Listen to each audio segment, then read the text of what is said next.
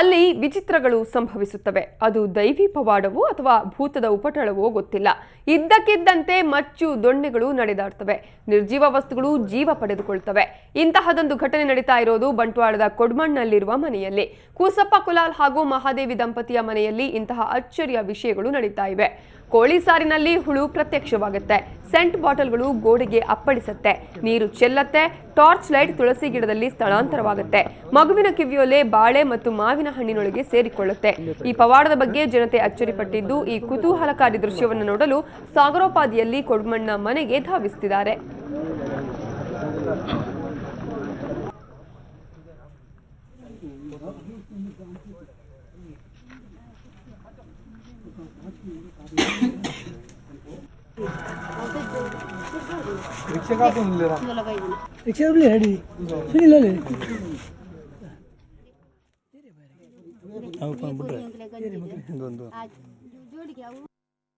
ಫಸ್ಟಿಗೆ ಒಂದು ಬೆಕ್ಕಿತ್ತು ನಮ್ಮ ಮನೆಯಲ್ಲಿ.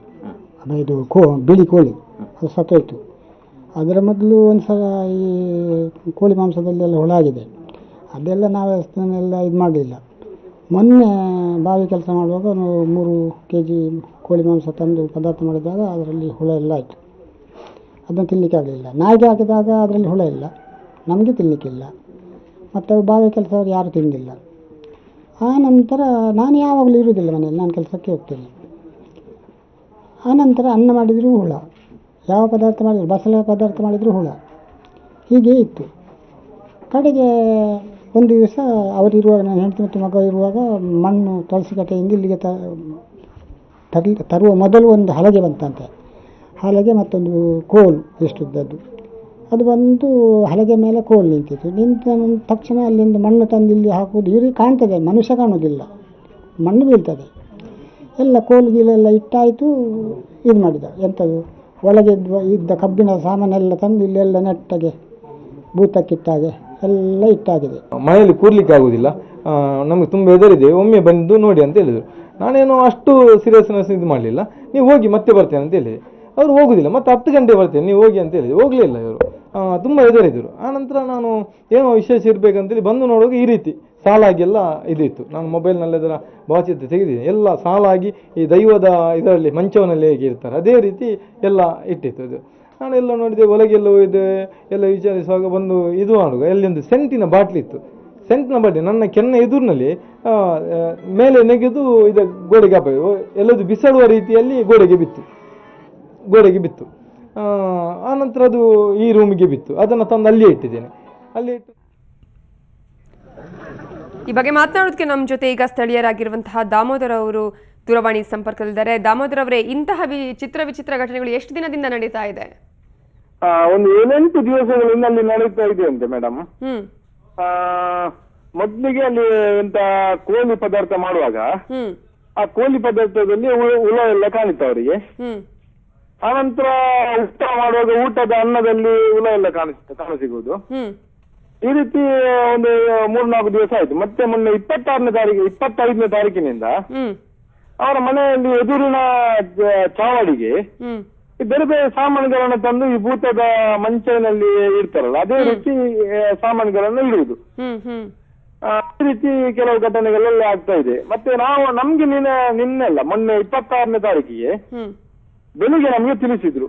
27ನೇ ತಾರೀಕು ಬೆಳಿಗ್ಗೆ ನಮ್ಮ ಮನೆಗೆ ಬಂದು ಈ ರೀತಿ ಆಗ್ತಾ ಇದೆ, ನಮಗೆಲ್ಲ ಮನೆಯಲ್ಲಿ ಕೂತಲ್ಲಿಗೆ ಕಷ್ಟ ಆಗ್ತಾ ಉಂಟು, ಒಮ್ಮೆ ನೀವು ಬನ್ನಿ ಅಂತ ಹೇಳಿದ್ರು.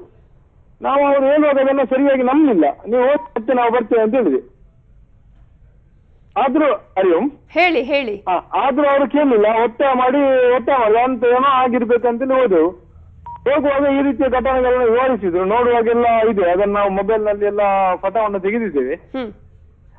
ಆ ನಂತರ ನಮಗೂ ನಂಬಲಿಕ್ಕೆ ಆಗ್ಲಿಲ್ಲ, ಇಂತಾಗ ಇದೆಲ್ಲ ಆಗ್ತದೆ ಈ ಇದರಲ್ಲಿ ಅಂತ ನಾವು ಮನಸ್ಸಿನಲ್ಲಿ ಅನಿಸ್ಕೊಂಡೆವು. ಮತ್ತೆ ಒಳಗೆಲ್ಲ ಹೋಗಿ ನೋಡಿ ಪುನಃ ಬರುವಾಗ ಒಂದು ಸೆಂಟಿನ ಬಾಟ್ಲಿ ಇತ್ತಲ್ಲಿ, ಚಿಕ್ಕದೊಂದು ಸೆಂಟಿನ ಬಾಟ್ಲಿ, ಅದನ್ನು ತೋರಿಸಿ ಹೇಳಿದ್ರು, ಇದು ನಮಗೆ ತುಂಬಾ ಸಮಸ್ಯೆ ಮಾಡ್ತದೆ, ಇದು ಟಪ ಅಂತ ಹೊಡೆಯುತ್ತದೆ ಮತ್ತೆ ಗೋಡೆಗೆಲ್ಲ ಬಡೀತದೆ ಅಂತ ಹೇಳಿದ್ರು. ಅದನ್ನು ಎಕ್ಕಿ ನಾನು ಅದರ ಮುಚ್ಚಲು ತೆಗೆದು ನೋಡುವಾಗ ಮುಚ್ಚಳದಲ್ಲಿ ಸ್ವಲ್ಪ ನೊರೆ ಬರುವ ರೀತಿಯಲ್ಲಿತ್ತು. ಮತ್ತೆ ಅದು ಇಟ್ಟು ಹಾಗೆ ಇಟ್ಟೆ ಕೆಳಗಿಟ್ಟೆ. ಅಂದ್ರೆ ಏಕೆ ಏನು ಅಂತ ಅನ್ಸತ್ತೆ, ಏನ್ ಕಾರಣ ಅಂತ ಅನ್ಸತ್ತೆ ಇದಕ್ಕೆ? ಅದೇ ಇದೆ ಕಾರಣ. ಏನ್ ನನ್ಗೆ ಅಂದ್ರೆ ಅವರಿಗೆ ಮನೆಯಲ್ಲಿ ಕೂತ್ಕೊಳ್ಳೋದ ಹಾಗೆ ಏನಾದ್ರೂ ಆಗಿದೋ ಆ ರೀತಿ ಅನಿಸ್ತಾ ಇದೆ. ಮನೆಯಲ್ಲಿ ಅವರು ಇರಬಾರದ ರೀತಿಯಲ್ಲಿ ಏನೋ ಆಗಿರ್ಬೇಕಂತ ಅನಿಸ್ತಾ ಇದೆ. ನಿನ್ನೆಯಿಂದ ಏನಿಲ್ಲ ಅಲ್ಲಿ, ನಿನ್ನೆಯಿಂದ ಯಾವ ಸಮಸ್ಯೆ ಇಲ್ಲ. ಮತ್ತೆ ಜನಗಳು ಆಡುವ ರೀತಿಯಲ್ಲಿ ಇಲ್ಲ. ಜನಗಳು ಮಗುವಿನ ಕೈಯಲ್ಲಿ ಕೋಲು ಕತ್ತಿ ಆಗ್ತಾ ಇದೆ, ಕತ್ತಿ ನಲಿದಾಡ್ತಾ ಇದೆ ಅಂತೆಲ್ಲ ಪ್ರಚಾರ ಆಗ್ತದೆ. ಅದು ಅಂತದ್ದೇನಿಲ್ಲ. ಜನಗಳು ತುಂಬಾ ಬರುವುದಿಲ್ಲ, ಅವರಿಗೆ ಮನೆಯವರಿಗೂ ತುಂಬಾ ಇದು ಎಂತ ಸಮಸ್ಯೆ, ಅಷ್ಟು ಜನಗಳೆಲ್ಲ ಬರುವುದು ಅಂತ ಘಟನೆಗಳು ಏನಿಲ್ಲ. ಒಟ್ಟು ಅವರಿಗೆ ಒಂದು ಸಮಸ್ಯೆ ಆಗ್ತಾ ಇದೆ. ನಮ್ಮ ಕಣ್ಣಿಗೆ ನಾವು ನೋಡಿದ್ದೇವೆ, ಕೆಲವು ಘಟನೆಗಳನ್ನು ನಾವು ನೋಡಿದ್ದೇವೆ. ಆ ರೀತಿಯಿಂದ ನಾವು ನಂಬಲೇಬೇಕಾಗಿದೆ ಆ ಘಟನೆಗಳಾಗುವುದನ್ನು ನೋಡಿದ್ದರಿಂದ. ಅಂದ್ರೆ ಏನ್ ಹೇಳ್ತಾರೆ ಜನ? ಏನಾದ್ರು ಈ ರೀತಿಗಾಗ್ಲೇ ಭೂತದ ಉಪಟಳ ಅಂತ ಹೇಳ್ತಾರೆ ಅಥವಾ ದೇವಿ ಪವಾಡ ಅಂತ ಹೇಳ್ತಾರೆ, ಏನ್ ಹೇಳ್ತಾರೆ ಇದ್ರ ಬಗ್ಗೆ? ಪವಾಡ ಅಲ್ಲ, ಈ ಕೆಲವು ಹೇಳ್ತಾರೆ ನಮ್ಗೀಗ ಜ್ಯೋತಿಷ್ಯ ತಿಳಿಸಿದ ಪ್ರಕಾರ ಅವ್ರಿಗೇನೋ ನೀಚ ಇದರಲ್ಲಿ ಮಾಡಿದ್ದಾರೆ ಅಂತ ಹೇಳಿದ್ದಾರೆ. ಮತ್ತೆ ಹಿಂದ್ಗಡೆ ಒಂದು ಭಗವತಿ ಕ್ಷೇತ್ರ ಇದೆ, ಅದರದ್ದೇನು ಅಷ್ಟು ದೊಡ್ಡ ಸಮಸ್ಯೆ ಇಲ್ಲ. ನಿನ್ನೆಯಿಂದ ಹಾಗಾಗಿ ಏನು ಪ್ರಾಬ್ಲಮ್ ಇಲ್ಲ ಅಂತ ಹೇಳ್ತಿದ್ದೀರಿ? ನಿನ್ನೆ ಅಂದ್ರೆ ಅವರು ನಾವು ಜ್ಯೋತಿಷ್ಯ ಪ್ರಶ್ನೆಯಲ್ಲಿ ಇಡುವಾಗ ಅವರನ್ನ ಅದನ್ನೆಲ್ಲ ತೆಗೆದು ನೀವು ನದಿಗೆ ಹಾಕಿ ಮತ್ತೆ ಅವರು ಧರ್ಮಸ್ಥಳ ಕ್ಷೇತ್ರಕ್ಕೆ ಮತ್ತು ಹೊಲಾಲಿ ದೇವಸ್ಥಾನ ಮತ್ತು ಗ್ರಾಮದ ದೈವದೇವರಲ್ಲಿ ಹೋಗಿ ಅಲ್ಲಿಯ ಪ್ರಸಾದಗಳನ್ನ ತಂದು ಹಾಕಿ ಮನೆಯ ಸುತ್ತ ಮತ್ತೆ ಸಿಂಪಡಿಸಲಿ ಅಂತ ಹೇಳಿದ್ದಾರೆ. ಅದೇ ರೀತಿ ನಿನ್ನೆ ಮಾಡಿದ್ದೇವೆ ನಾವು. ಅವರು ಮೊನ್ನೆ ಹೋಗಿದ್ದಾರೆ ಧರ್ಮಸ್ಥಳಕ್ಕೆ, ನಿನ್ನೆ ಬೆಳಿಗ್ಗೆ ಬಂದಿದ್ದಾರೆ. ಬೆಳಿಗ್ಗೆ ಬಂದು ಮನೆಗೆ ಹಾಕುವಾಗ ಮನೆಯ ಒಳಗಿನ ಒಂದು ಘಟನೆ ನಿನ್ನೆ ನಡೆದಿದೆ. ಟಾರ್ಚ್ ಲೈಟ್ ಮನೆಯ ಒಳಗಿಂದ ಹೊರಗಡೆ ಬಿಸಾಡಿದೆ, ಎಲ್ಲರೂ ಹೊರಗಡೆ ಇರುವಾಗ ಬಿಸಾಡಿದೆ. ನಿನ್ನೆ ಘಟನೆ ಒಂದಾಗಿದೆ. ಇದು ಪ್ರಚಾರ ಆಗಿದ ನಂತರ ಯಾವುದು ಘಟನೆ ಆಗಲಿಲ್ಲ, ಇವತ್ತಿನ ತನಕ ಆಗಲಿಲ್ಲ. ಧನ್ಯವಾದಗಳು ದಾಮೋದರ ಅವರೇ, ಸುವರ್ಣ ನ್ಯೂಸ್ ಜೊತೆ ಮಾತನಾಡಿದಕ್ಕಾಗಿ.